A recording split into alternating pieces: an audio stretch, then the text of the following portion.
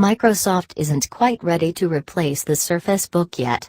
Whether due to a lack of new hardware, or additional refinements to the rumored sequel, the Surface Book 2 has yet to see the light of day. Instead, Microsoft is issuing a mid-generation update in the form of the Surface Book with Performance Space. The original Surface Book and Surface Pro 4 were the debut systems for Intel's 6th generation CPUs, and the upper half of the Surface Book with Performance Space is effectively the same as the model we reviewed the first time around.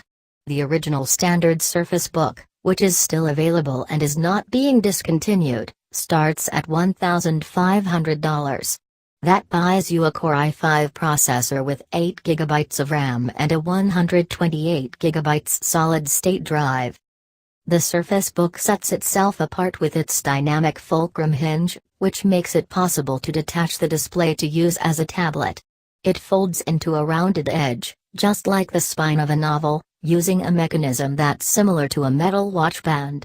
As it curls, it leaves a 1/4-inch gap between the screen and keyboard at the hinge when closed. It's an odd look, and it means loose items can wedge between the screen and keys to pose a scratch hazard. It's difficult to tell the performance base from the regular base at a glance. Where the previous base curved up slightly to the keyboard, the performance base bulges out a bit more. When the Surface Book is closed, that bulge ends up filling in the gap better than the standard base, but that's the biggest difference. Connectivity is basically non-existent on the tablet portion of the Surface Book.